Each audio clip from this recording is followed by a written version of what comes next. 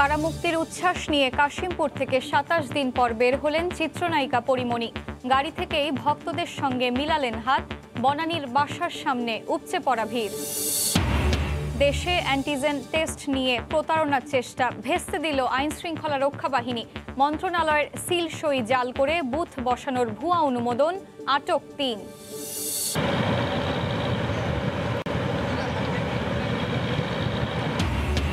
যমুনার পানি বেড়ে নতুন নতুন এলাকা প্লাবিত। তলিয়ে ঘর, ফসলি জমি, সড়ক। টাঙ্গাইল, সিরাজগঞ্জ ও বগুড়ায় পানিবন্দী লাখ লাখ মানুষ। ৫৩টি ফেরির মধ্যে ৪৭টিরই নেই ফিটনেস সনদ। চলছে শত বছরের পুরনোগুলো। পদ্মায় স্রোত ও নাব্য সংকটে চালু করা যায়নি শিমুলিয়া মাঝিরকান্দি নৌরুট। বাংলার সময়ের সঙ্গে আছি আমি এশা হোসেন। ২৭ দিন পর জামিনে ছাড়া পেলেন চিত্রনায়িকা পরীমণি। সকাল ৯:৩০টায় কাশিমপুর কারাগার থেকে বের হন তিনি। গণমাধ্যমের সামনে কোনো কথা না বললেও হাত নেড়ে অভিবাদন জানিয়েছেন, ভক্তদের সঙ্গে মিলিয়েছেন হাত। তার আইনজীবী বলছেন, স্থায়ী মুক্তির জন্য আইনি লড়াই করবেন তারা। রিমান্ডে নির্যাতন করা হয়নি বলেও জানান তিনি। রাজিবুল হাসানকে সঙ্গে নিয়ে আফজাল হোসেনের রিপোর্ট। এই উচ্ছ্বাস ২৭ দিন পর কারামুক্তির। মুখে কিছু না বললেও ছাদ খোলা গাড়িতে হাত নেড়ে অভিবাদন জানিয়েছেন চিত্রনায়িকা পরীমণি। হাত মিলিয়েছেন ভক্তদের সাথে। মঙ্গলবার রাত ১০টায় মুক্তির আদেশ পৌঁছায় কারাগারে। তখনই জেনেছেন সেই খবর। বুধবার আনুষ্ঠানিক প্রক্রিয়া শেষে সকাল ৯:৩১ সাদা গাড়িতে চড়ে বের হন তিনি। সঙ্গে ছিলেন তার আইনজীবী ও আত্মীয় স্বজন। মুক্তির আগে তার আইনজীবী জানান, রিমান্ডে তাকে নির্যাতন করা হয়নি। স্থায়ী মুক্তির জন্য চালানো হবে আইনি লড়াই। চার্জশিট আসলে তার জামিন মঞ্জুরের পদক্ষেপ অবশ্যই গ্রহণ করব। জামিন যাতে পার্মানেন্ট হয়। রিমান্ডে কোনো নির্যাতনের কোনো অভিযোগ করেছেন? না। পরীর মুক্তির খবরে বুধবার সকাল থেকেই কারা ফটকের সামনে জড়ো হন তার ভক্তরা। এক নজর দেখার জন্য অপেক্ষা করেছেন ঘন্টার পর ঘন্টা। যখন জেলগেট থেকে বের হো তখন হাত নেড়ে ভক্তদের শুভেচ্ছা জানাইছে। সবার লোকে হ্যান্ডশিপ করলো, তারপরে গাড়ির উপরে দাঁড়ায় হাইরা সেলফি নিল। আমার অনেক ভালো লাগে পরীমণিকে। আমার তার হাসিটা ভালো লাগে, তাকে ভালো লাগে। বেলা ১টার দিকে বনানীর বাসায় ফিরেন পরীমণি। সেখানেও ছিল উৎসুক জনতার ভিড়। তার আইনজীবী জানান, কারাগারে থাকায় মানসিকভাবে বিপর্যস্ত তিনি। এই মুহূর্তে সে মানসিকভাবে শারীরিকভাবে একটু সিক আছে, যার কারণে আপনাদের সঙ্গে আজ কথা বলবে না। পরবর্তীতে তার আপনাদের সঙ্গে কথা হবে। গত ৪ আগস্ট পরীমণিকে গ্রেফতার করে র্যাব। তার বিরুদ্ধে মাদক মামলা করে সংস্থাটি। এই মামলায় ৩ দফায় ৭ দিনের রিমান্ডে নেওয়া হয় তাকে। ৩বার জামিন চেয়ে না পেলেও চতুর্থ দফায় নারী, অভিনেত্রী, অসুস্থ এই ৩ বিবেচনায় জজ আদালত পরীমণিকে জামিন দেন। আফজাল হোসেন, সময় সংবাদ, গাজীপুর। পরীমণির ক্ষেত্রে রিমান্ডের অপব্যবহার হয়েছে বলে মন্তব্য করেছেন দেশের উচ্চ আদালত। বলেছেন, তৃতীয় রিমান্ডের কোনো প্রয়োজন ছিল না। তদন্ত কর্মকর্তা জিজ্ঞাসাবাদের আবেদন করবেন আর বিচারক তা মঞ্জুর করবেন। এটা সভ্য সমাজে হতে পারে না। রিমান্ডের বৈধতা চ্যালেঞ্জ করে একটি বেসরকারি মানবাধিকার সংগঠনের আবেদনের শুনানিতে এ মন্তব্য করেন হাইকোর্টের একটি দ্বৈত বেঞ্চ। মাদক মামলায় গ্রেফতারের পর ৩ দফায় ৭ দিনের রিমান্ডে ছিলেন পরীমণি। রিমান্ড চাওয়া হয়েছিল ১৯ দিন। গ্রেফতারের পর প্রথম দফায় ৫ আগস্ট ৪ দিনের রিমান্ড হয় তার। ৫ দিন পর আবারও নেওয়া হয় ২ দিনের রিমান্ডে। এরপর পাঠানো হয় কারাগারে। জেল থেকে আদালতে হাজির করে ১৯ আগস্ট তৃতীয় দফায় আবারও নেওয়া হয় ১ দিনের রিমান্ডে। ঘন ঘন রিমান্ডে নেওয়ার বৈধতা নিয়ে তাই হাইকোর্টের দ্বারস্থ হন বেসরকারি মানবাধিকার সংগঠন আইন ও সালিশ কেন্দ্র, যার শুনানি হয় বুধবার। শুনানিতে আদালত বলেন, পরীমণির ক্ষেত্রে রিমান্ডের অপব্যবহার হয়েছে। আদালত বলেছেন, তৃতীয় দফার রিমান্ডের কোনো প্রয়োজনই ছিল না। তদন্ত কর্মকর্তা জিজ্ঞাসাবাদের আবেদন করবে আর বিচারক তা মঞ্জুর করবে। এটা সভ্য সমাজে হতে পারে না। কোর্ট বলেছেন যে তৃতীয় দফায় রিমান্ডের নেওয়ার কোনো প্রয়োজন ছিল না। এই ধরনের রিমান্ড এই সভ্য সমাজে চলতে পারে না। আদালত এও বলেছেন, পরীমণির রিমান্ডের আবেদন, বিচারকের আদেশ এবং মামলার সর্বশেষ অগ্রগতি জানতে চাওয়া হবে। রিমান্ড কেন তৃতীয় দফায় নেওয়া হলো বা টোটাল ১৯ দিনের মধ্যে কেন ৭ দিন কোন আইন বলে রিমান্ড দিয়েছেন, সেই ক্ষেত্রে আমরা হাইকোর্টের যে নজিরগুলো আছে, হাইকোর্টের যে রায়টা আছে এবং অ্যাপিলেট ডিভিশন সেই রায়টা যে দিয়েছিল সেইটা যেটা এখানে পান্না স্যার বলেছেন। কোনো আসামিকে কিভাবে জিজ্ঞাসাবাদ করা হবে তার একটি গাইডলাইন করে দিয়েছেন দেশের উচ্চ আদালত, কিন্তু রিমান্ডের ক্ষেত্রে তা মানতে দেখা যায় না। চিত্রনায়িকা পরীমনিকে দফায় দফায় রিমান্ডে নেওয়ার পর আবারও আলোচনায় আসে উচ্চ আদালতের এই নীতিমালা। আফজাল হোসেন, সময় সংবাদ, ঢাকা। দেশজুড়ে করোনার অ্যান্টিজেন টেস্ট নিয়ে প্রতারণার চেষ্টা ভেস্তে দিল আইনশৃঙ্খলা রক্ষা বাহিনী। স্বাস্থ্য মন্ত্রণালয়ের কর্মকর্তাদের সিল সই জাল করে বুথ বসানোর ভুয়া অনুমোদনপত্র তৈরি করেছে প্রতারক চক্র। বিপুল পরিমাণ মুনাফার লোভ দেখিয়ে বিনিয়োগের নামে কোটি কোটি টাকা হাতিয়ে নেয়ার পরিকল্পনাও ছিল তাদের। এর সঙ্গে জড়িত 3 জনকে আটক করেছে গোয়েন্দা পুলিশ। বুলবুল রেজার রিপোর্ট।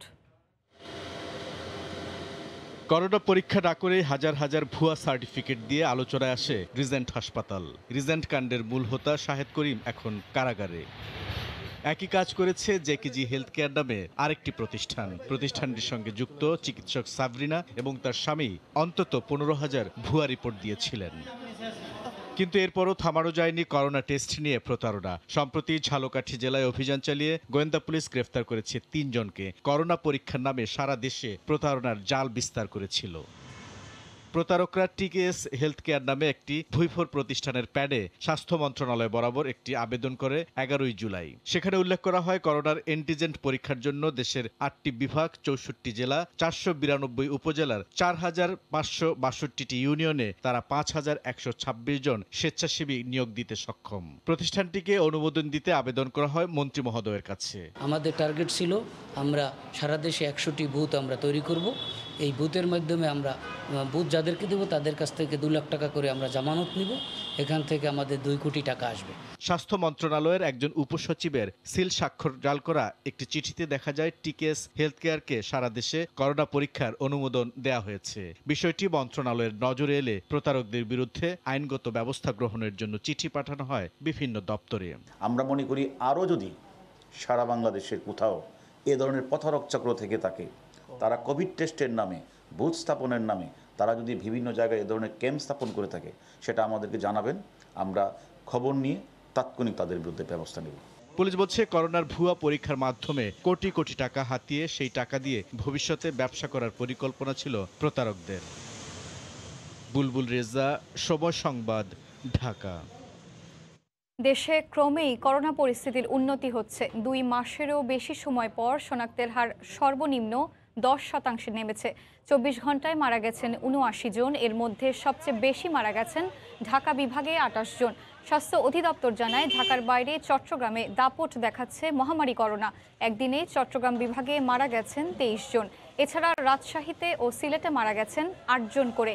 24 ঘন্টায় 30,294 জনের নমুনা পরীক্ষায় শনাক্ত হয়েছেন 3,062 জন। স্বাভাবিক অবস্থায় ফিরতে শুরু করেছে হাসপাতালগুলোর চিকিৎসা কার্যক্রম।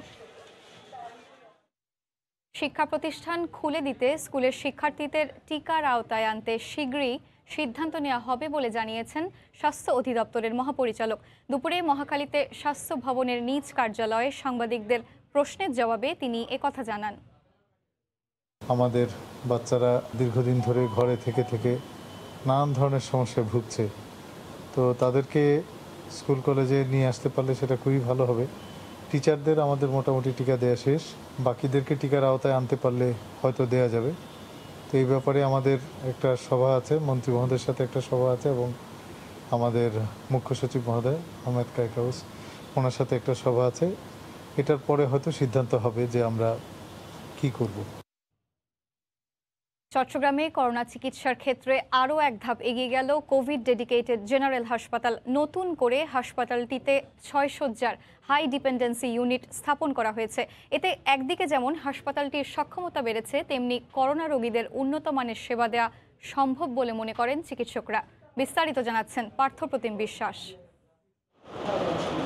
কোভিড ডেডিকেটেড নগরীর জেনারেল হাসপাতালে গত বছরের এপ্রিলে 100 শয্যার করোনা আইসোলেশন ওয়ার্ড চালু করা হয়। পরবর্তীতে রোগীর চাপ বেড়ে যাওয়ায় 150 শয্যা করা হয়। এছাড়া গত বছর জুলাই থেকে 10 শয্যার আইসিইউ ইউনিট চালু করা হলেও তা বাড়িয়ে বর্তমানে 18টি করা হয়। করোনা মহামারীতে আইসিইউ এর উপর চাপ বেড়ে যাওয়ায় নতুন করে 6 শয্যার এসডি ইউনিট স্থাপন করা হয়েছে জেনারেল হাসপাতালে। কোভিডে যেহেতু আইসিইউর ডিমান্ড অনেক বেশি, সংখ্যাটাকে এখনও হয়তো ছোট মনে হচ্ছে, কিন্তু 24টা বেড আইসিইউ গড়ে তোলা এবং 24টা বেড আইসিইউ মেনটেন্যান্স এটা অনেক বড় ব্যাপার। এটা আমি মনে করি যে আমাদের সক্ষমতা অনেক বাড়িয়েছে, আমাদের রোগীদের সার্ভিস দেওয়ার ক্ষমতা অনেক বাড়িয়েছে। আধুনিক সকল লজিস্টিক সাপোর্টের মাধ্যমে এই এসডি ইউনিট স্থাপন করা হয়েছে বলে জানান আইসিইউ এবং অ্যানেস্থেসিয়া বিভাগের কনসালটেন্ট। আমাদের এখানে আধুনিক লজিস্টিকের স্থাপনাও করেছি। আমরা সরকারি হাসপাতালে প্রথম স্থাপনা করেছি CCTV monitor, central monitor, desktop built in computer. তবে করোনা সংক্রমণ, মৃত্যুহার কমলেও এসডিইউ কিংবা আইসিইউর চাহিদা কমেনি। নতুনভাবে স্থাপিত এসডিইউ থেকে করোনা রোগীদের উন্নত মানের সেবা দেওয়া সম্ভব বলে মনে করেন বিশেষজ্ঞ চিকিৎসকরা। এটা চট্টগ্রামের মানুষের জন্য ডিমান্ডিং এবং এসডিইউর চাহিদা খুব অল্প সময়ে শেষ হয়ে যাবে, আমরা সেটা ধারণা আশা করছি না। চট্টগ্রামে করোনা আক্রান্ত হয়ে এখন পর্যন্ত মৃত্যুবরণ করেছেন 1227 জন, আর আক্রান্ত হয়েছেন 99,341 জন। নগরীর জেনারেল হাসপাতালে 6টি এসডিইউ বেড স্থাপন হওয়ায় করোনার চিকিৎসার ক্ষেত্রে সক্ষমতা আরও অনেক বেশি বেড়েছে বলে মনে করেন চিকিৎসকরা। নগরীর জেনারেল হাসপাতাল থেকে পার্থপ্রতিম বিশ্বাস, সময় সংবাদ, চট্টগ্রাম। হবিগঞ্জে দিন দিন বাড়ছে ডেঙ্গু রোগীর সংখ্যা। গেল সপ্তাহে হাসপাতালে ডেঙ্গু রোগী ভর্তি হয়েছেন 7 জন। আজ সদর হাসপাতালে নতুন করে ভর্তি হয়েছেন 4 জন। জেলার স্বাস্থ্য বিভাগ জানায় আক্রান্তদের সংখ্যা বাড়ছে। ঢাকার বিভিন্ন কোম্পানিতে চাকরি করা শ্রমিকদের মধ্যে শনাক্ত বাড়ছে। এতে অনেকেই জেলার হাসপাতালে ভর্তি হচ্ছেন বলে জানায় কর্তৃপক্ষ। এছাড়া পৌরসভা ডেঙ্গু প্রতিরোধে বিভিন্ন এলাকায় ফগার মেশিন দিয়ে ওষুধ ছিটানোর কাজ শুরু হয়েছে। আমাদের গতকাল পর্যন্ত 2 জন রোগী ছিল, আজকে আমাদের আরও নতুন 2 জন রোগী ভর্তি হয়েছে, মোট 4 জন রোগী। আমরা ডেঙ্গুর টেস্টও কিন্তু আমাদের ইমার্জেন্সি ওয়ার্ড এবং প্যাথোলজি ল্যাবে বাড়িয়ে দিয়েছি। আউটডোর থেকে যে সমস্ত রোগীরা আসে ওখানে আমরা ল্যাবে পাঠিয়ে দিই। অতিবৃষ্টি আর উজান থেকে নেমে আসা ঢলে যমুনার পানি বেড়ে টাঙ্গাইল, সিরাজগঞ্জ ও বগুড়ায় নদী তীরবর্তী এলাকার নিম্নাঞ্চল প্লাবিত হয়েছে। প্রতিদিনই বাড়ছে পানিবন্দী মানুষের সংখ্যা। যমুনার পাশাপাশি বিভিন্ন নদীর পানি বিপদসীমার উপর দিয়ে প্রবাহিত হয়ে বন্যা কবলিত হচ্ছে নতুন নতুন এলাকা। সহায়তা ঠিকমতো না পেয়ে দুর্বিষহ জীবন কাটছে বানভাসীদের। জেলা প্রতিনিধিদের পাঠানো তথ্য ও ছবি নিয়ে রিপোর্ট।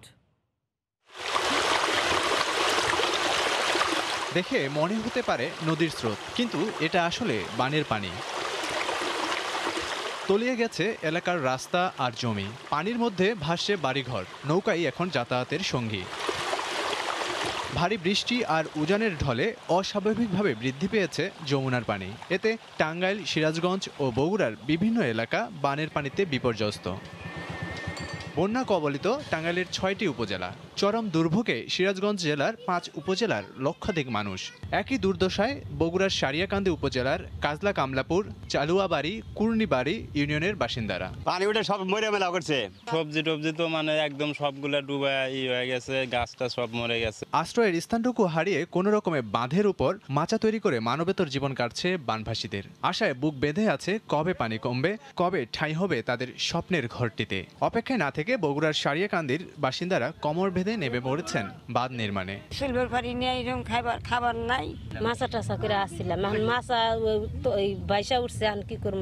শুকনো খাবারের পাশাপাশি বন্যা দুর্গত এলাকায় দেখা দিয়েছে বিশুদ্ধ পানির সংকট। দীর্ঘদিন হয়ে গেলেও এখনো কোনো সহায়তা পাচ্ছেন না এলাকাবাসী। বাড়ি আসছিল সেটা ভেঙে গেছে, নদীর গর্ভে গেছে, পাক করার জায়গার মতো পরিস্থিতি নেই। অসময়ের এমন বন্যায় চরম দুশ্চিন্তায় দিন কাটছে বন্যা কবলিত মানুষদের। প্রতিদিনই নতুন নতুন এলাকা প্লাবিত হচ্ছে। লাবিব হাসান, সময় সংবাদ। সাধারণত একটি নৌযান 40 বছর চলাচল করতে পারলেও দেশে এখন চলছে 95 বছর বয়সী ফেরিও। পদ্মা সেতুর দুর্ঘটনার পেছনে বড় একটা কারণ ফিটনেস ছাড়া এই ফেরি। যে 53টি ফেরি এখন চলাচল করছে তার মধ্যে 47টিরই ফিটনেস সনদ হালনাগাদ করা নেই। তবে নৌ পরিবহন মন্ত্রণালয়ের দাবি নিয়মিত সংস্কার করেই চালানো হয় ফেরি। এহসান জুয়েলের রিপোর্ট, ছবি তুলেছেন ওমর ফারুক। নদীমাতৃক বাংলাদেশে একসময় যোগাযোগের বড় মাধ্যম ছিল নৌপথ। নতুন নতুন সেতু নির্মাণের পর এর পরিধি কমে এলেও এখনও দেশে নৌপথে 6টি রুটে চলছে 53টি ফেরি। সাম্প্রতিক সময়ে পদ্মা সেতুতে যে 4টি ফেরি ধাক্কা দেয় এর একটিরও ফিটনেস সনদ হালনাগাদ করা নেই। 2টি ফেরি এর মধ্যে নির্ধারিত 40 বছরের চেয়ে বেশি সময় ধরে চলছে। সবশেষ মঙ্গলবার পদ্মা সেতুর স্প্যানে লেগে ভেঙে গেছে ফেরি বীরশ্রেষ্ঠ জাহাঙ্গীরের ফ্ল্যাগ স্ট্যান্ড। এই ফেরিটি বানানো হয়েছে 1993 সালে। ফিটনেস সনদের মেয়াদ শেষ হয়েছে 17 জুলাই। আগের দুর্ঘটনাগুলোর জন্য দায়ী রোরো ফেরি শাহ মাকদুম তৈরি হয় 1985 সালে, ফেরি শাহজালাল 1980 ও ফেরি কাকলি তৈরি হয়েছে 1974 সালে। শিমুলিয়া বাংলাবাজার রুটে যে ফেরিগুলো চলছে এর মধ্যে শুধুমাত্র ফেরি ক্যামেলিয়ার ফিটনেস সনদ হালনাগাদ করা আছে। একটি দুর্ঘটনার পর কিছুদিন সচেতনতার পর আবারও শুরু হয় ফিটনেসবিহীন ফেরির চলাচল। দীর্ঘদিন যাবত আমাদের ম্যানেজমেন্ট অর্ডার দিচ্ছে, তোমাদের ফ্লাড ফেরি যতগুলো আছে সব সাইড করে রাখো, সাইড করে রাখছে। আবার যখন ম্যানেজমেন্ট অর্ডার দিবে তখন আবার রানিং হয়ে যাবে। ফেরি দুর্বল, যাইতে চাইলে ডাইন সাইডে যাইকে বাম সাইডে, মানে ফেরির ইঞ্জিনে কোনো শক্তি নাই, মেনটেন্যান্সে কোনো লোক নাই ঠিক মতন, সবাই আছে পয়সার দান দেয়। ভালো উন্নত মানের ফেরি আনা যায় তাহলে আসলে ওই দুর্ঘটনাগুলো কমতে থাকবে আস্তে আস্তে। আইন অনুযায়ী এক একটি নৌযান সর্বোচ্চ 40 বছর চলতে পারার কথা, সেই সময়সীমা পার হয়ে গেছে এমন ফেরির সংখ্যা 20টি। এমনকি 95 বছর বয়সী ফেরি আছে 5টি। বিড়ালের গলায় ঘণ্টা বাঁধার কথা যে সরকারি সংস্থার, সেই বিআইডব্লিউটিসির অধীনেই চলছে এইসব ফেরি। গত 12 বছরে মাননীয় প্রধানমন্ত্রী প্রায় 23টা জলযান আমরা কিন্তু যুক্ত করেছি। মানুষের চাহিদা পূরণ করার জন্য আমাদের ঝুঁকি নিয়ে আমরা চালাইতে হচ্ছে, কিন্তু এগুলার রেগুলার মেনটেন্যান্স করা হয়। বীরশ্রেষ্ঠ জাহাঙ্গীর গতকালকে কিন্তু ডকইয়ার্ড থেকে সে কিন্তু পানিতে নেমেছে। আমাদের মাস্টাররা কিন্তু যথেষ্ট অভিজ্ঞ এবং দক্ষ। তৈরির পর থেকে বিভিন্ন সময় 23টি ফেরির ফিটনেস সনদ নেওয়া হলেও বর্তমানে মেয়াদ আছে মাত্র 6টির। ইহসান জুয়েল, সময় সংবাদ, ঢাকা। পদ্মা সেতু এড়িয়ে মাঝির কান্দিতে নতুন ফেরিঘাট সপ্তাহ পেরুলেও চালু করা যায়নি। তীব্র স্রোত আর নাব্য সংকটের কারণ দাবি সংশ্লিষ্টদের। এতে 14 দিন ধরে দুর্ভোগে থাকা ফেরিঘাট ব্যবহারকারীরা ক্ষোভ প্রকাশ করেছেন। বিস্তারিত নাসিরুদ্দিন উজ্জ্বলের রিপোর্টে ছবি তুলেছেন আবু সাইদ।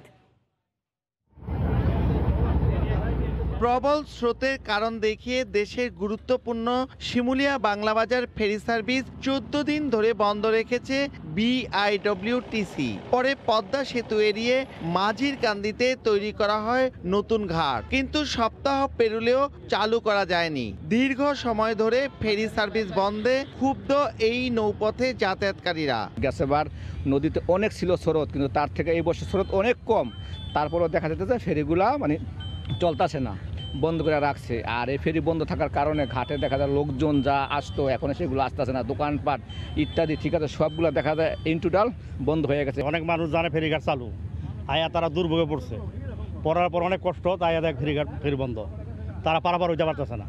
বুধবার নতুন ঘাট দিয়ে পরীক্ষামূলক ফেরি চালুর উদ্যোগ নেওয়া হলেও সফল হয়নি। সংশ্লিষ্টরা বলছেন ঘন্টায় ঘন্টায় নদীর রূপ বদলে যাচ্ছে। মঙ্গলবার লৌহজং টার্নিং পয়েন্টে পানির গভীরতা 12 ফুট থাকলেও বুধবার পানির গভীরতা দাঁড়ায় 5 ফুটে। একদিকে স্রোত, আরেকদিকে নাব্যের অভাবে আটকে আছে ফেরি সার্ভিস। প্রায় 1000 ফিটের মতো একটা জায়গায় 5 ফিট পানি চলে আসছে। মূলত এই পানি চটটা সামনের যে আপনারা ব্রিজের উপরে যে চটটা দেখতেছেন হাজারে, এই চটটা ভেঙে ওই সিলটেটটা হয়ে যাচ্ছে, এবং এই সিলটেট হওয়ার কারণে এইটা মানে রাতারাতি সিচুয়েশনটা চেঞ্জ হয়ে যাচ্ছে চটটা। এখন আমরা যদি এই চটটা যদি আরও সিলটেট হয়ে যায় তাহলে দেখা যাবে যে আরও 3-4 দিনও এটা আমরা ফেরি সার্ভিস চালু করতে পারবো না। গত 26 আগস্ট থেকে বাংলা বাজারের বিকল্প হিসেবে প্রায় 8 কিলোমিটার ভাটি মাঝির কান্দিতে নতুন ঘাট ব্যবহার উপযোগী হয়ে আছে। নাসিরউদ্দিন উজ্জ্বল, সময় সংবাদ, মুন্সিগঞ্জ। চট্টগ্রামে বরখাস্তকৃত ওসি প্রদীপের বিরুদ্ধে অবৈধ সম্পদ অর্জনে দুদকের করা মামলার চার্জশিট আমলে নিয়েছেন আদালত। একই সঙ্গে প্রদীপের জামিন নামঞ্জুরের পাশাপাশি এই মামলার অপর আসামি শ্রী চুমকি পলাতক থাকায় আদালত তার বিরুদ্ধে গ্রেফতারি পরোয়ানা জারি করেছেন। নূর জামাল আতিকের ক্যামেরায় বিস্তারিত জানাচ্ছেন কমল দে। বুধবার দুপুরে পুলিশের কড়া পাহাড়ে বরখাস্তকৃত ওসি প্রদীপ দাসকে চট্টগ্রাম কেন্দ্রীয় কারাগার থেকে আদালতে নিয়ে আসা হয়। দুর্নীতি দমন কমিশন চট্টগ্রাম 2-এর সহকারী পরিচালক মোহাম্মদ রিয়াজউদ্দিন গত 26 জুলাই আদালতে দেওয়া চার্জশিটে 49,58,957 টাকা সম্পদের তথ্য গোপন করে মিথ্যা তথ্য দেওয়া এবং 2,35,58,417 টাকার জ্ঞাত আয় বহির্ভূত সম্পদ অর্জন ও অন্যকে স্থানান্তরের অভিযোগ আনেন প্রদীপ ও চুমকির বিরুদ্ধে। শুনানি চলাকালে প্রদীপের জামিন আবেদন জানালে তা নামঞ্জুর করা হয়। তাদের তদন্তে এই আসামির বিরুদ্ধে জ্ঞাত আয় বহির্ভূত সম্পদ অর্জন, সম্পদের তথ্য গোপন, মানি লন্ডারিং করেছে এবং তার ক্ষমতার ব্যবহার করেছে, ডিটেলস আমরা উল্লেখ করেছি। স্যার সেটা বিবেচনা করে মামলা আমলে গ্রহণ করেছে এবং আসামি জামিন চেয়েছিল, জামিনটা নামঞ্জুর করা হয়েছে। গত বছরের 23 আগস্ট দায়েরকৃত এই মামলার অভিযোগপত্রে মোট 29 জনকে সাক্ষী রাখা হয়েছে। তবে এই চার্জশিট শুনানিতে প্রদীপের আইনজীবীরা দাবি করেন এই ঘটনার সাথে প্রদীপের কোনো সম্পৃক্ততা নেই। যে অভিযোগ আছে চার্জশিট এবং এফআইআরে, ওখানে ডাইরেক্টলি প্রদীপ দাসের বিরুদ্ধে কোনো অভিযোগ নাই। এটা ওনার ওয়াইফ যা আছে, ওয়াইফ থেকে তো আমাদের কথা হচ্ছে ওর বাবা দিয়েছে, ওর হিন্দুরা তো যৌতুক হিসাবে মেয়েকে দিতেই পারে। সুতরাং তাকে 14-9 থেকে কাস্টডিতে আছে, বছরের কাছাকাছি, ওনাকে জামিন দেওয়া উচিত। কক্সবাজারে অবসরপ্রাপ্ত মেজর সিনহা মোহাম্মদ রাশেদ খানকে হত্যার অভিযোগে মামলা হলে তৎকালীন টেকনাফ থানার ওসি প্রদীপ দাস আদালতে আত্মসমর্পণ করেন। এরপর থেকে প্রদীপ কারাগারে রয়েছে।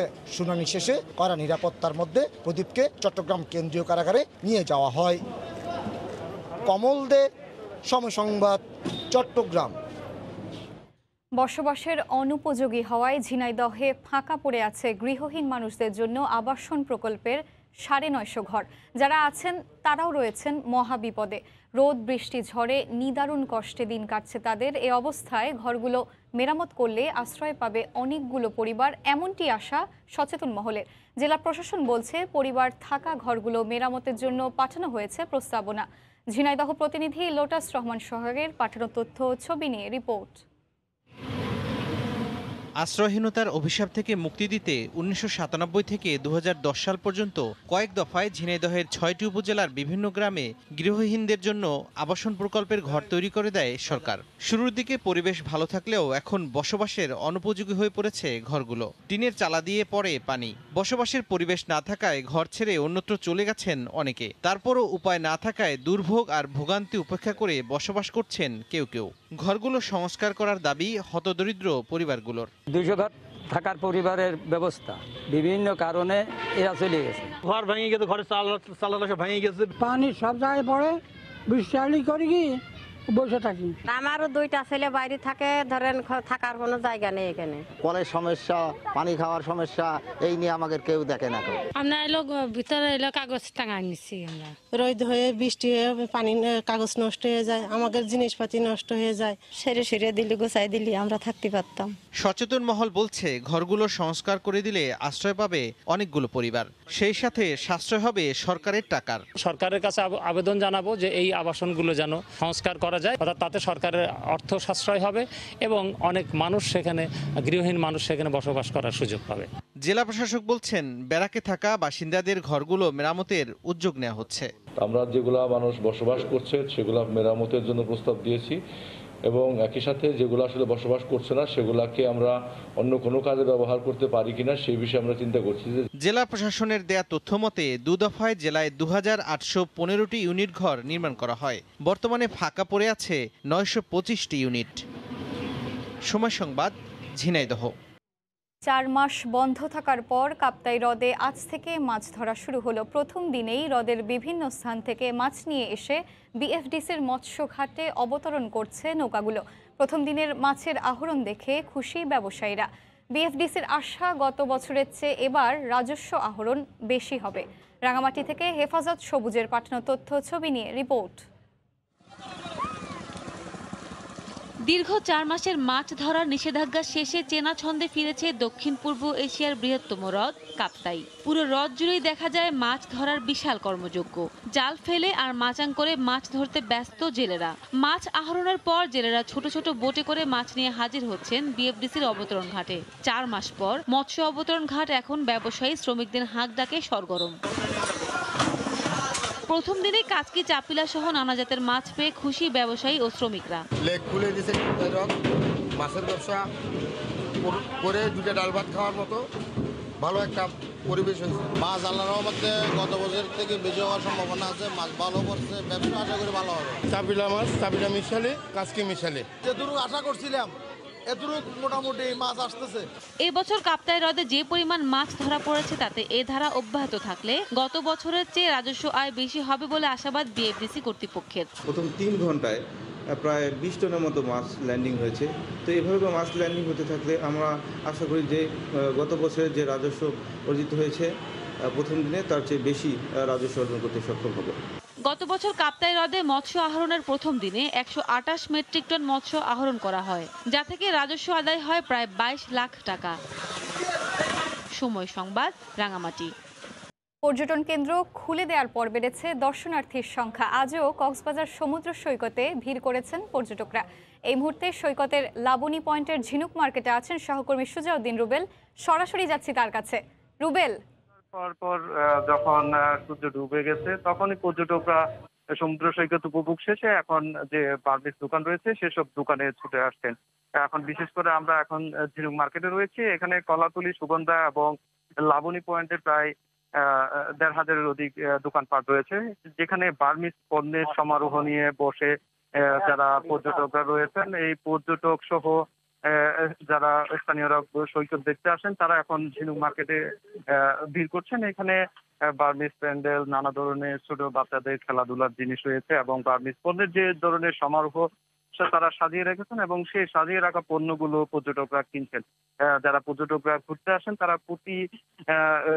যারা আসেন তারা এখানে ঘুরে ফিরে যে সন্ধ্যার পর মার্কেটে আসেন এবং মার্কেট করে তারা প্রিয়জনদের জন্য যে বার্মিজ পণ্যগুলো আছে সেসব ক্রয় করে নিয়ে যান। আমরা যারা ব্যবসায়ী রয়েছেন তাদের সাথে কথা বলেছিলাম। তারা যে বিষয়টি বলছে, তারা দীর্ঘ 4.5 মাসের বেশি সময় ধরে তাদের করোনার দ্বিতীয় ঢেউর জন্য দোকানপাট বন্ধ ছিল। যারা ব্যবসায়ী রয়েছেন তাদের সাথে কথা বলেছিলাম। তারা যে বিষয়টি বলছে, তারা দীর্ঘ 4.5 মাসের বেশি সময় ধরে তাদের করোনার দ্বিতীয় ঢেউর জন্য দোকানপাট বন্ধ ছিল, যার কারণে পর্যটকও ছিল না।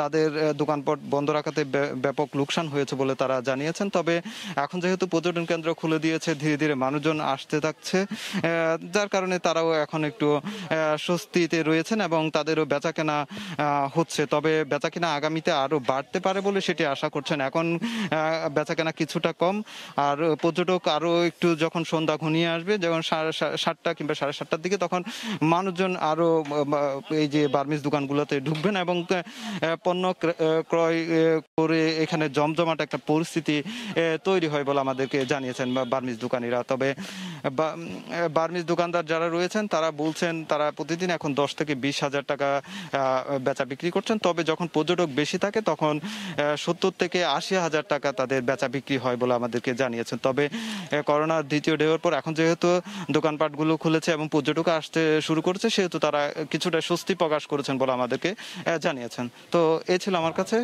ঝিনুক মার্কেট থেকে সবশেষ। কক্সবাজার থেকে আমাদের সঙ্গে সরাসরি যুক্ত ছিলেন সহকর্মী সুজাউদ্দিন রুবেল। 17 মাস পর খুলে দেয়া হলো পর্যটন অঞ্চল সুন্দরবন। সকাল থেকেই ভিড় করেন অনেক পর্যটক। এদিকে পর্যটকদের উপস্থিতিতে আগের আর্থিক ক্ষতি কাটিয়ে ওঠার ব্যাপারে আশাবাদী হয়ে উঠেছেন ব্যবসায়ীরা। আগতদের সুবিধা ও নিরাপত্তায় প্রয়োজনীয় ব্যবস্থা নেওয়া হয়েছে বলেও জানায় স্থানীয় প্রশাসন। মোংলা প্রতিনিধি মাহমুদ হাসানের পাঠানো তথ্য ছবি নিয়ে রিপোর্ট। প্রাকৃতিক সৌন্দর্যের লীলাভূমি সুন্দরবন। প্রকৃতির এই রূপ উপভোগের সুযোগ মিলেছে দীর্ঘদিন পর। এখানে ভ্রমণ বন্ধ ছিল গত বছরের 19 মার্চ থেকে। 1 নভেম্বর খুলে দেওয়া হলেও তা আবারও বন্ধ হয় এবছর 3 এপ্রিল। 29 আগস্ট এক সভায় 1 সেপ্টেম্বর থেকে নিষেধাজ্ঞা তুলে নেয় বন বিভাগ। সকাল থেকেই মোংলার বিভিন্ন পয়েন্টে ভিড় করেন পর্যটকরা। দীর্ঘদিন পর সুন্দরবনে এসে উচ্ছ্বাস প্রকাশ করেন তারা। সুন্দরবন সুন্দর এলাকায় যাবো, দেখবো, উপভোগ করবো, খুব আনন্দ লাগছে। পর্যটকদের জন্য নতুন করে সাজানো হয়েছে নৌকাগুলো। পর্যটন বন্ধ থাকায় যে ক্ষতির মুখে পড়েন ব্যবসায়ীরা, তা পুষিয়ে নেওয়া সম্ভব বলে আশাবাদ তাদের। আশা করছি প্রাকৃতিক পরিবেশ করোনা পরিস্থিতি অনুকূলে থাকলে আমরা এই ক্ষতি পুষিয়ে উঠতে পারবো। আমরা খুবই খারাপ একটা পজিশনে ছিলাম, এখন যে পজিশন খুলছে ইনশাল্লাহ ভালো হয়ে যাবে। কষ্টের মাঝেও আমরা আসলে জাহাজ কমপ্লিট করে রেডি করছি, ইনশাল্লাহ গভর্নমেন্ট খুলে দিছে। যদি সবকিছু স্বাভাবিক থাকে আমরা এই কষ্টটা অন্তত পোষাই যাইতে পারবো। পর্যটকদের নিরাপত্তায় সব ধরনের ব্যবস্থা নেওয়ার কথা জানায় কর্তৃপক্ষ। পর্যায়ক্রমে প্রত্যেককেই আমরা নিরাপত্তা দিয়ে থাকি। যে ধরনের সাহায্য যেটা আমরা সেই ধরনের সাহায্যই করে থাকি। পর্যটক আসবে এবং তাদেরকে কিছু বিধিনিষেধ মেনে চলতে হবে। সবাইকে আমরা আমাদের সাধ্যমতো সহযোগিতা করার চেষ্টা করব। সুন্দরবনের বাগেরহাটা অংশে প্রতি বছর 1 লাখের বেশি পর্যটক ভ্রমণ করেন। এই সংখ্যা বাড়াতে আরও উদ্যোগ নেওয়া প্রয়োজন বলে মনে করেন ব্যবসায়ীরা। সময় সংবাদ, মোংলা। নানা সমস্যায় জর্জরিত হবিগঞ্জের ক্ষুদ্র ও কুটির শিল্প কর্পোরেশন শিল্পনগরী। গ্যাস, পানি ও নিরাপত্তার সংকটে ব্যাহত হচ্ছে শিল্প প্রতিষ্ঠান পরিচালনা। বহিরাগতদের অবাধ যাতায়াতের কারণে প্রায় ঘটছে দুর্ধর্ষ চুরির ঘটনা। এতে শঙ্কিত প্রতিষ্ঠানের মালিকরা। তবে কর্তৃপক্ষ বলছে শীঘ্রই সমস্যার সমাধান হবে। রাশেদ আহমেদ খানের তথ্য ও ছবি নিয়ে রিপোর্ট। কর্মসংস্থান বৃদ্ধি ও নতুন শিল্প প্রতিষ্ঠার লক্ষ্যে হবিগঞ্জে স্থাপিত হয় বিসিক শিল্পনগরী। শিল্প উদ্যোক্তাদের আগ্রহী করতে স্বল্প মূল্যে বরাদ্দ দেয়া হয় ৬৯টি প্লট। শুরুতে ব্যাপক আগ্রহ নিয়ে প্রতিষ্ঠিত হয় ৪২টি শিল্প প্রতিষ্ঠান। কিন্তু গ্যাস ও তীব্র পানির সংকটে উৎপাদনে সমস্যা দেখা দেয় শিল্প প্রতিষ্ঠানগুলোতে। গ্যাস লাইন না পেয়ে অনেকে সিলিন্ডার গ্যাস দিয়ে স্বল্প পরিসরে চালাচ্ছেন প্রতিষ্ঠান। শুরুতেই বিশাল আকারের পানির ট্যাঙ্ক নির্মাণ করা হলেও চালু হয়নি দীর্ঘদিনেও। এতে কারখানা পরিচালনায় তীব্র পানির সংকট দেখা দেয়। এছাড়া বেহাল রাস্তা ও অপরিকল্পিত ড্রেনেজ ব্যবস্থার কারণে পণ্য পরিবহনে সমস্যা হয়। অন্যদিকে নিরাপত্তা প্রাচীর না থাকায় বহিরাগতদের অবাধ চলাচলে অরক্ষিত এলাকা। ফলে প্রায়ই ঘটছে দুর্ধর্ষ চুরির ঘটনা। গ্যাসের সমস্যা, পানির সমস্যা, বহিরাগত মানুষের আনাগোনা বেশি, যে জন্য ওই যে চুরি চামারিটা বেশি হইতেছে। বিসিকে ব্যবসা করতে গেলে আমরা হাজার হাজার শ্রমিক এখানে খাটাই, কিন্তু আমাদের ফেসিলিটিস পাই না বললেই চলে। বিভিন্ন সমস্যার কারণে বড় ধরনের শিল্প মালিকরা এসেও ফিরে যাচ্ছেন বলে জানান মালিক সমিতির নেতা। বড় বড় কোম্পানিরা আসার চেষ্টা করতে কিন্তু আসতে পারতেছে না, গ্যাস ঠিক মতো পাওয়া যায় না এবং রাস্তাঘাটের অবস্থা খুবই বেহাল। অবশ্য বিসিকের কর্মকর্তা আশ্বাস দেন অচিরেই সমস্যাগুলোর সমাধান হবে। গ্যাস সংযোগ পাওয়ার জন্য সুপারিশ এবং যোগাযোগ অব্যাহত রাখছি এবং পানির যে বিষয়টা এটাও আমরা ঊর্ধ্বতন কর্তৃপক্ষকে যথাযথভাবে জানাইছি। নিরাপত্তা কমিটির সুপারিশ অনুযায়ী আমরা শিল্প মালিকদেরকে সিসি ক্যামেরা এবং স্থাপন করার জন্য নির্দেশনা প্রদান করেছি।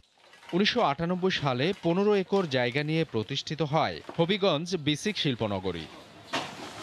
সময় সংবাদ, হবিগঞ্জ। মাল্টা, পেয়ারা ও লেবুর সমন্বিত ২০ বিঘার বাগান করে ব্যাপক লাভের আশা করছেন নওগাঁর খলিশাকুড়ি এলাকার বেশ কিছু শিক্ষিত যুবক। অনুকূল আবহাওয়ায় ভালো ফলন হয়েছে। এর সফলতা দেখে অনেক তরুণ উদ্যোক্তাও আগ্রহী হচ্ছেন বাগান করতে। চাষাবাদে সব ধরনের সহযোগিতার আশ্বাস কৃষি বিভাগের। এমআর রকির রিপোর্ট। ক্যামেরায় ছিলেন রকিবুল ইসলাম। ২০ বিঘার বিস্তৃত সবুজ এই ফল বাগান ৪ বছর আগে গড়ে তোলেন বিদেশ ফেরত মোসলেম উদ্দিন। মাল্টা, পেয়ারা ও লেবু গাছ ফলের ভারে নুয়ে পড়েছে। নওগাঁর সদর উপজেলার খলিশাকুড়ি এলাকার ফল বাগান যেমন সৌন্দর্যের শোভা ছড়াচ্ছে, পাশাপাশি তৈরি হয়েছে সফলতার উজ্জ্বল দৃষ্টান্ত। এতে আগ্রহ দেখাচ্ছেন অনেক শিক্ষিত যুবকরাও। এবার আবহাওয়া অনুকূলে থাকায় ফলনও হয়েছে বেশ ভালো। মাল্টার প্রতি গাছে ফল ধরেছে ১০০-র অধিক। ২৫০-৩০০ গ্রাম ওজনের এক একটি মাল্টা বিক্রি হচ্ছে ১৫ থেকে ২০ টাকা দরে। মাল্টা ছাড়াও বাগানে অন্তত ৩,০০০ লেবু ও ২,০০০ থাই জাতের পেয়ারা গাছ রয়েছে। মহামারীতে ফলের চাহিদা বাড়ায় চড়া দামে বিক্রি হচ্ছে প্রতিটি ফল। ফলের বাগানের প্রতিবেদন দেখতাম এবং আমার খুব ভালো লাগতো। তখন আমি চিন্তা করলাম যে বাণিজ্যিকভাবে যদি এটা আমি করতে পারি তাহলে হয়তো আমার একটা ইনকাম সোর্স বৃদ্ধি হবে। সেই দৃষ্টিকোণ থেকেই আমি প্রথমে ৫ বিঘা জমিতে শুরু করি আর কি। তার এই সফলতা দেখে আশপাশের এলাকার অনেকেই ছোট পরিসরে গড়েছেন সমন্বিত বাগান। অর্থনৈতিকভাবে লাভবান হওয়া যায় এমন বাগান গড়তে সব ধরনের সহযোগিতা করছে কৃষি বিভাগ। লেখাপড়ার পাশাপাশি বা লেখাপড়া শেষ করে আমরা যদি এরকম কিছু উদ্যোগ নিই তাহলে আমরা লাভবান হব। এই বাড়ি মাল্টা চাষের যে প্রযুক্তিগত সহায়তা সেটা প্রদান করে থাকি। সাথে সাথে আমরা আমাদের যে মাঠে যে উপসারী কৃষি অফিসারবৃন্দ আছে তারা মাঠে গিয়ে সরাসরি কৃষকের খেতে গিয়ে কৃষকের যে সমস্যাগুলো আছে সেগুলো সমাধান করে থাকেন। সুস্বাদু মাল্টা চাষের জন্য প্রয়োজন হয় শক্ত এঁটেল মাটির, আর বরেন্দ্র এলাকার মাটিতে এসব গুণ থাকায় মাল্টা খুব মিষ্টি ও রসালো হয় বলে জানায় কৃষি বিভাগ। এমআর রকি, সময় সংবাদ, নওগাঁ। নেত্রকোনায় বহুমুখী সুযোগ সুবিধা নিয়ে তৈরি হতে যাচ্ছে বঙ্গবন্ধু চত্বর। এতে খেলাধুলা, বিনোদন সহ সৃজনশীল নানা কাজের সুযোগ পাওয়া যাবে একই জায়গায়। জেলা প্রশাসন বলছে পরিত্যক্ত খাস জমির সদ্ব্যবহার এবং জেলার ক্রীড়া, সাহিত্য, সংস্কৃতি চর্চার প্রসার ঘটাতে নেওয়া হয়েছে এমন উদ্যোগ। আলপনা বেগমের পাঠানো তথ্য ছবি নিয়ে রিপোর্ট। মুক্তারপাড়া মাঠ, এখানে বঙ্গবন্ধু এসেছিলেন বেশ কয়েকবার। স্থানীয়রা জানান ঐতিহাসিক গুরুত্ব বহন করা এই জায়গাটি কিংবা সেই ইতিহাস নতুন প্রজন্মকে জানানোর কোনো উদ্যোগ নেওয়া হয়নি।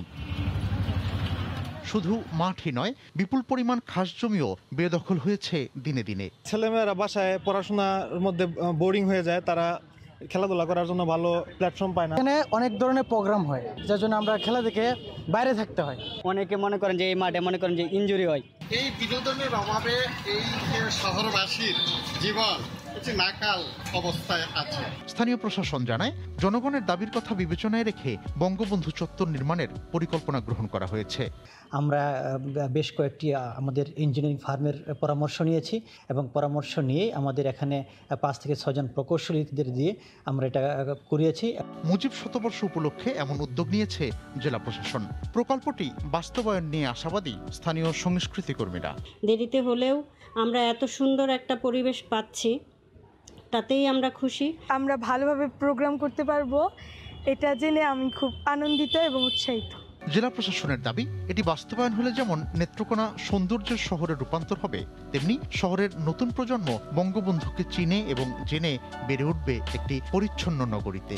আমরা একদিকে জাতির পিতার স্মৃতি রাখতে পারবো, স্বাধীনতা মুক্তিযুদ্ধের চেতনাকে ধারণ করতে পারবো এবং শিক্ষা সাহিত্য গবেষণার কেন্দ্র হিসেবে ব্যবহৃত হবে। সংশ্লিষ্টরা জানান, 6 একর জায়গায় প্রায় 35 কোটি টাকা ব্যয়ের প্রস্তাব রয়েছে এই প্রকল্পে। সময় সংবাদ, নেত্রকোনা। বাংলার সময় শীর্ষ সংবাদ জানিয়ে দিচ্ছি আরেকবার। কারামুক্তির উচ্ছ্বাস নিয়ে কাশিমপুর থেকে 27 দিন পর বের হলেন চিত্রনায়িকা পরিমণি। গাড়ি থেকেই ভক্তদের সঙ্গে মিলালেন হাত, বনানীর বাসার সামনে উপচে পড়া ভিড়। দেশে অ্যান্টিজেন টেস্ট নিয়ে প্রতারণার চেষ্টা ভেস্তে দিল আইন শৃঙ্খলা রক্ষা বাহিনী। মন্ত্রণালয়ের সিল সই জাল করে বুথ বসানোর ভুয়া অনুমোদন, আটক 3।